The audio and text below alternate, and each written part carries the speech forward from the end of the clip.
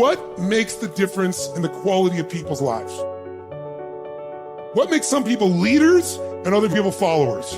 What makes most people talk about a dream and never follow through, and other people, just a small percentage, kick ass, take names. You can throw any obstacle at them, they find a way to break through. What's the difference? It's not talent, it's not skill, it's hunger. If you get enough hunger going in you for an answer, you'll find the answer. If you get a hunger enough inside of you that says, I gotta take things to a next level, I gotta achieve, I gotta make a difference, I gotta expand, you will find the answer. People's intelligence will expand if they got enough hunger. But if you got everything and you're not hungry, you're not gonna have much. The super successful don't stop once they hit their targets. They simply reset and go again. Anytime you stop reaching for massive success, the next thing, you start settling in, that's when you start having problems. The comfort zone is dangerous. When you're comfortable, you are most dangerous. You should never feel comfortable. You should be happy and dissatisfied. Well, you should be afraid of taking risks and pursuing something meaningful. But you should be more afraid of staying where you are if it's making you miserable.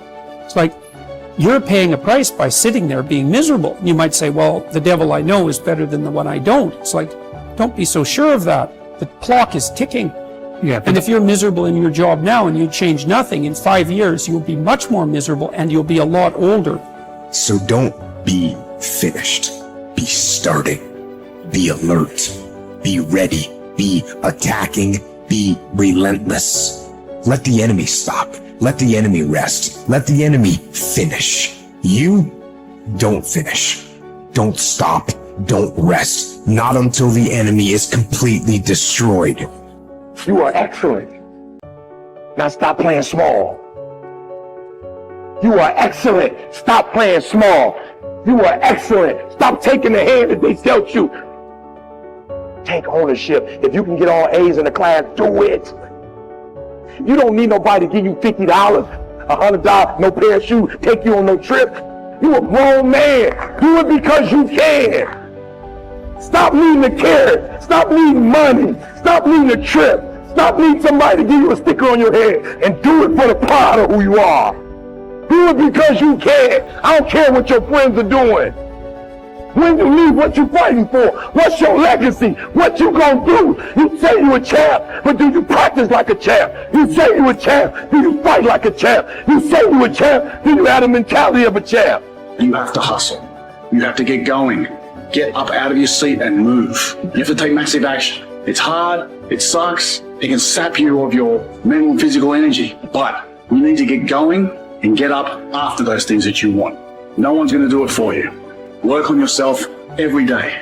Get better, improve, learn, extend yourself, push yourself out of your comfort zone.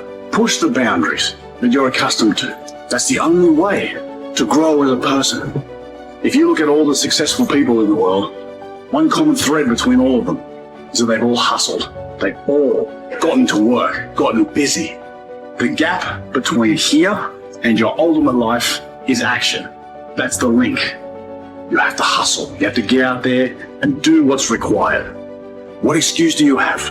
What reason do you have not to? Turn this video off, get out there and get to work. One of the things you have to understand about life is everything changes and everything ends. And that kind of sounds heavy on the front end, but it's a truth. If everything changes and everything ends, number one, it should make you appreciate what you have right now. And then my view is what's next is always better.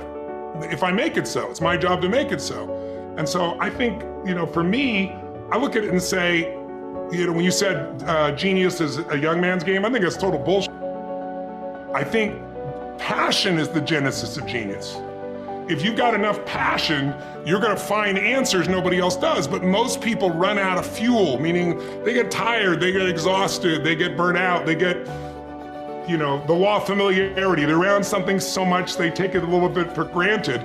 And I've managed to see something in myself that I found in every great leader that I've ever respected, and that is, I value intelligence immensely, but I know really smart people can't fight their way out of a paper bag pragmatically, right?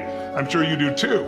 what I see as the one common denominator of people that are successful over a lifetime is the sustained hunger. Hunger is the number one factor. When I see somebody, I don't care what age they are, I don't care what their background is, if they're hungry to improve, to change, to make something happen.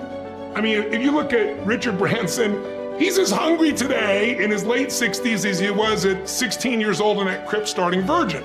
You know, you look at my buddy Mark Benioff, you know, he's I think in his early 50s right now. Mark is more hungry today than when I knew him 12, 14, 15 years ago when he was first coming up with the idea of, he went to one of my seminars over and over again, the UPW, you know which one. And he went there like 4 or 5 times and he was sitting in the front row, he's a tall guy, introduced himself and said, "You've convinced me, I'm gonna leave this company I work for as an employee here, and I'm gonna go start this new company called Salesforce.com. Wow. And he says, "Tony, we're gonna do $100 million in business, and we're gonna change business." Now he's doing whatever, 30 billion right now. but it's because he hasn't lost the hunger. And I think the law of familiarity is what destroys a relationship. You get around somebody enough, you love them, but you don't have the same passion, same aliveness. And I'm just not willing to settle for a life without passion and aliveness. That's just like, there's so much to learn, there's so much to grow, there's so much to give, and I'm wired to grow and give. And I think anybody who gets wired to grow and give is gonna have a really fulfilling life. It doesn't matter what you choose to do, you're gonna be alive, because you're gonna make progress, and because you made progress, you have something to give. And we all, like, some people think they just wanna get, but you get, and it's pretty damn boring, and it doesn't really expand your sense of identity of who you are. But if you're constantly growing and then taking what you learn, you're so excited about it, you share with other people and their life gets better, whether that be software you make or dresses you design or, you know, something you do in the health space that really gets people to enjoy their food while they're eating well. If you have those passions and you keep growing, there's no limit. It doesn't matter what happens in the short term with a pandemic or with a drop in the economy or whatever the case may be. These are all temporary when you realize life is lived in decades, not in days. There are no right things to do in life. If you choose something and put everything that you have into it, it'll become a great thing. Is it the right thing? Is it the best thing? When you say, is it the right thing?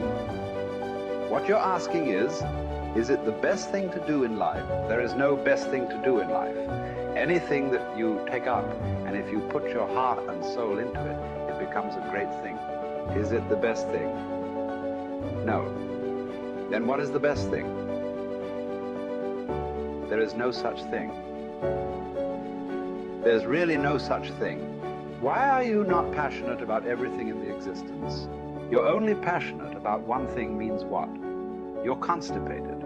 That's what it means. So, see, idiots do things that they don't like to do, suffer for their whole life because they think it's needed, or they think it's their duty. Intelligent people do what they love to do. They enjoy their life to some extent. But a genius learns to do what is needed joyfully. That's when your genius flowers, because it's no more about you. Now, there's a limitless way of looking at life. So every aspect of this rally, or many other things we have done, I don't even have to tell people that this must happen, this must happen, this must happen. A few things, yes. The rest of it, I just make it up in my mind. I know it must happen. And it will happen. Not because I'm exercising my will over the world, because I'm just fulfilling the will of the world, that's all.